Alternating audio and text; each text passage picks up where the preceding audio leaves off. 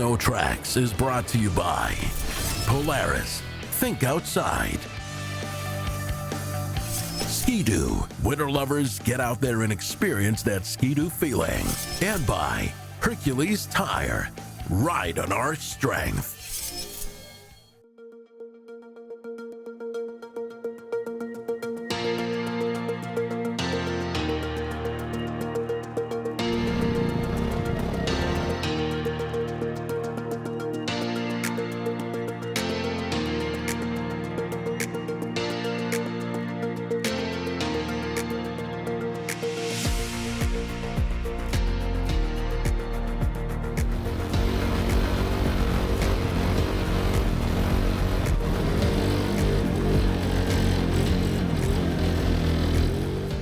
So as everyone who watches SnowTrax already knows, I'm a huge fan of the new Widescape WS250 stand-up snowmobile. I'm not really sure what we could call it, but that's what I'm going to call it.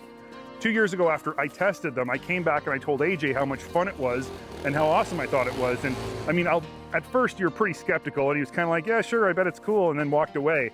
This year they sent us two, and two is important because you got to have two to have fun with somebody else. And so I have brought AJ out here into the pretty much the perfect setting to ride a Widescape in the woods around our offices. We have non-ideal snow conditions, and it's his first time riding. As you can see, we've already been out riding and put on some miles, and judging by the exhausted look and smile on his face, I think we're having fun. But let's have a look a little bit more at how today went.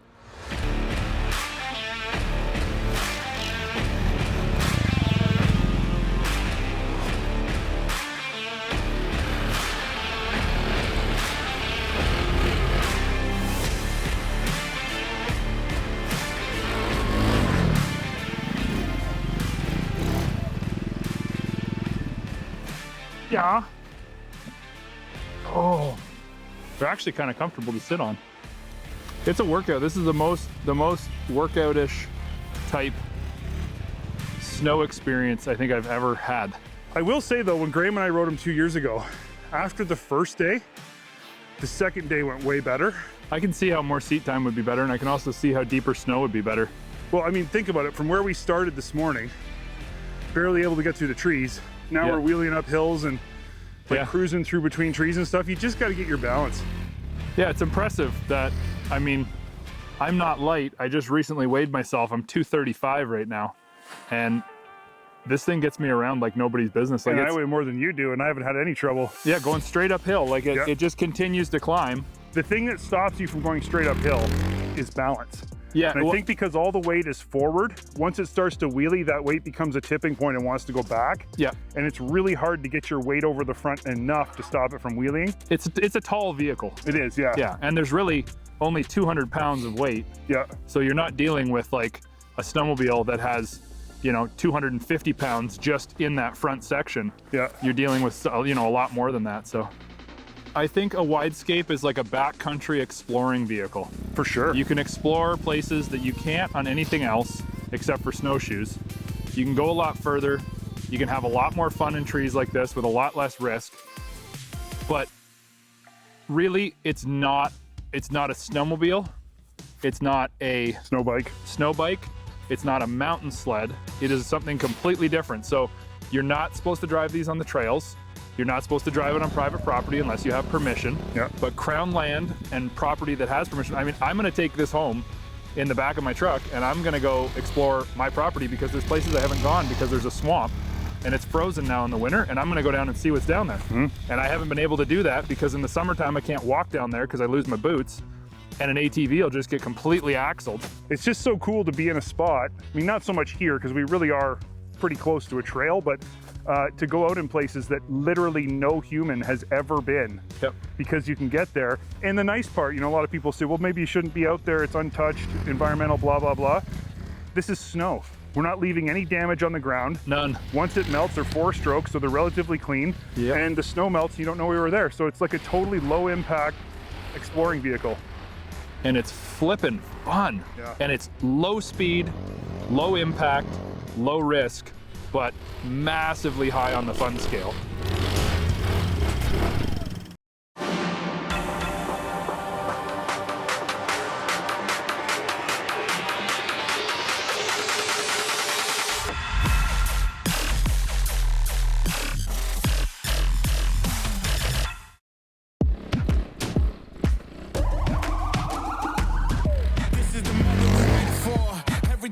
Is right here. We gon' give them what they came for. We gon' take it up from last year.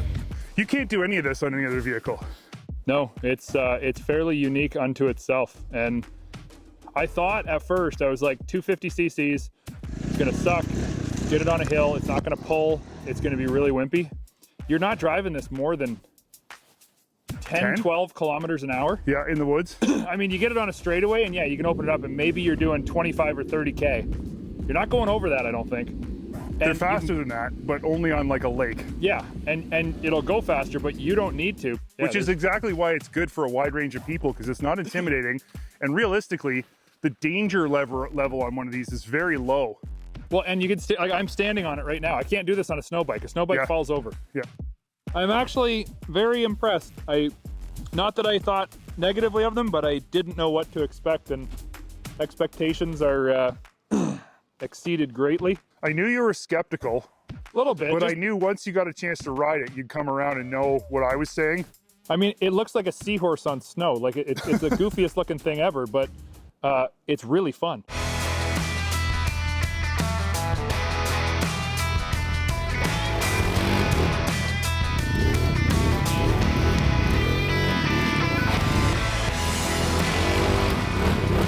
You've never ridden a Widescape until today. I haven't. The first question I gotta know is, was what I described, yes, did that become true? Yes. Would I buy one? Yes. Would I buy 2? Probably. Would I put them in the back of my pickup truck? Yes. Would I take them to places that you can't ride anything else? Yes. I honestly, I feel like this is, I said it earlier, but I actually mean it. This is like surfing through the forest. Yeah. You're weaving in and out. Once you get yourself a little more confident, which after one day, I'm feeling like I'm getting more confident, I can ride it quite a bit quicker, almost full throttle through the trees, and you get that. Yeah, your last section, you're flying through the trees. And it's just one of those things that as you, like, I started to move my feet just the slightest bit. I know you said don't do like the jet ski stance. I had them side by side. I moved one just the slightest bit back, and I started to feel like I can weave this thing through the trees and I can ride fast. Yeah, I would say it's whatever works for you. Yeah, the starting point would be your feet in the middle, and then adjust as necessary, or as, you know, adjust to taste. Yeah. But no, you looked really good. And I think what's important about what you just said, for all of our viewers, for anybody who's thinking about a Widescape, is that it took us the better part of a day to get comfortable. Even though I've done this before, I had to relearn everything again, and it was like definitely more than halfway through the day before I started to be like, oh yeah, this is how it works. But once you get there, everything becomes easier and even more fun. If you had an open field to learn in, you do that for a day and a half, and boom, like you're gonna be riding through the trees. I know for me being out here, the biggest fear I have is stuff under the snow. Yeah. And so I think another foot of snow would change everything in terms of what I'm worried about. But we didn't hit anything all day that wasn't that. We skipped over everything, and we skipped over some stuff I was bracing for impact. Like I thought for sure I was going down. They're so light though. In the near future, I think these guys will probably do like a Widescape R, but right now I'm having an absolute blast, and we're doing it on private property with permission, you know, all those types of things that you're supposed to do. And I'm gonna take it home on my 20 acres and I'm gonna have a blast with it. And you don't need, people were saying, oh yeah, but you can't take it everywhere, you can't go over. You don't need more than a few acres to have fun with this thing. It's true. I knew you would pick up on this fast and do good. I'd like to point out before we end that I was the only one who hit a jump, so normally that's you. Yeah, I went with caution. Yeah, well. A 250cc 4-stroke, I never would have imagined would be this much fun. With 20 horsepower. Yeah. This is like old school snowmobiling. but we're doing it somewhere new. And with that amount of horsepower, I thought this is gonna suck. I was wrong, very wrong.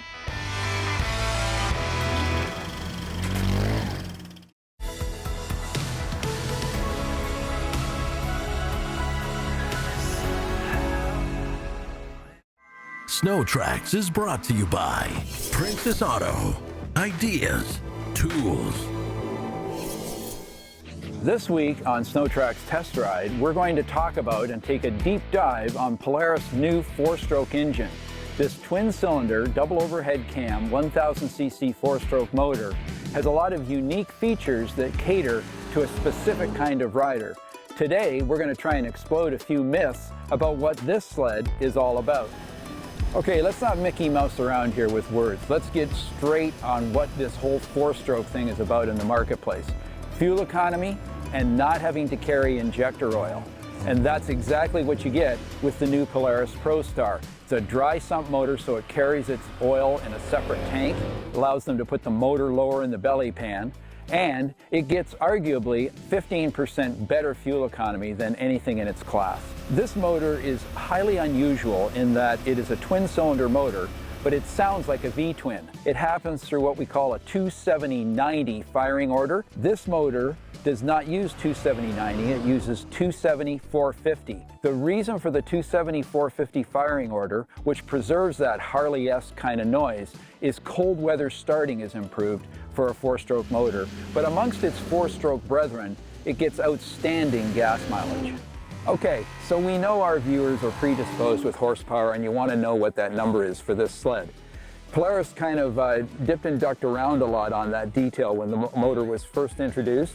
Here's the deal, it's between 90 and 95 horsepower, which positions it very competitively in the 4-stroke non-turbo marketplace. Interestingly, this engine delivers its power in a very 2-stroke-ish way, but this engine has a really nice low-end gob of torque, and then in the mid-range when it transitions, it doesn't nose over and go flat on you. It starts to rev, and for all intents, you'd think it was a 2-stroke at shift RPM, which is just over 8,000 RPM.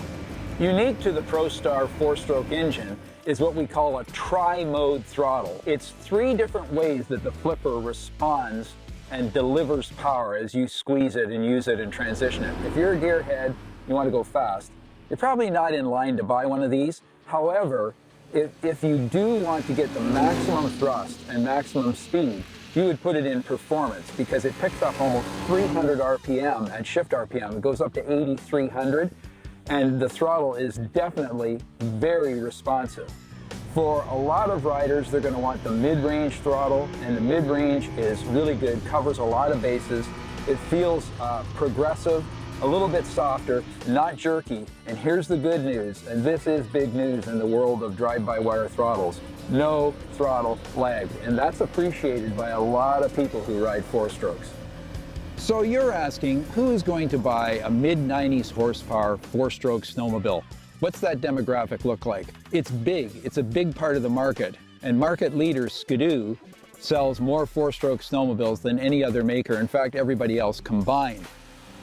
This sled is clearly targeted at the 900 Ace triple non-turbo motor for sure, which puts out between 95 and 100 claimed horsepower.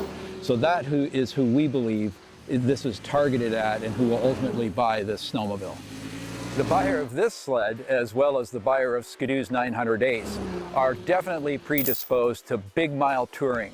Big mile tourers are fussy about a couple of things. Probably the biggest is they don't want to carry injector oil because they're traveling and saddlebagging and they just don't want the inconvenience. Also, they want 4-stroke reliability, ease of maintenance. That's the kind of guy who's going to buy this. Guys who like radar runs and who ditch bang, this is not your snowmobile, okay? This is a full-on Indy Matrix platform with the S4 motor in it.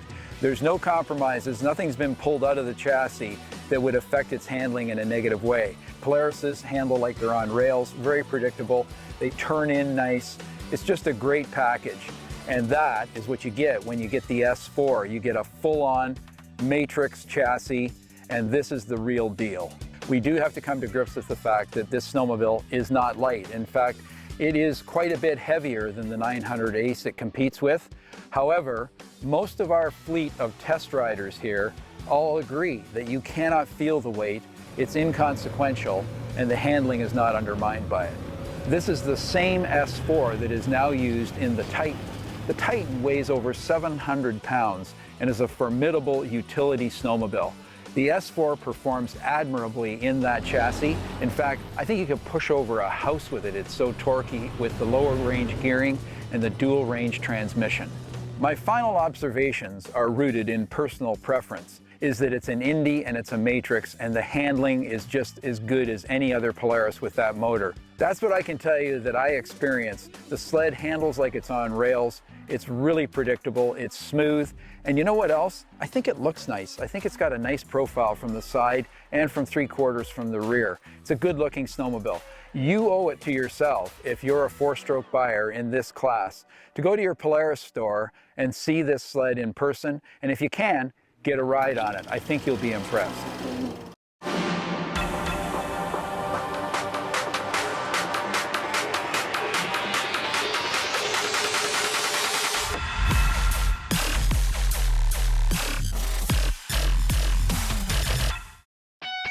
SnowTrax has been brought to you by Arctic Cat. Share our passion. Outaouais Tourism.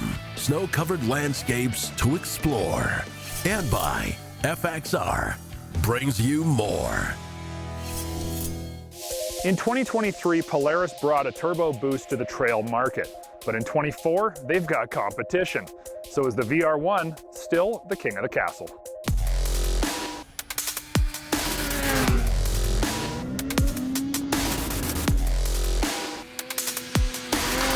So let's talk about what you all came here for, the boost.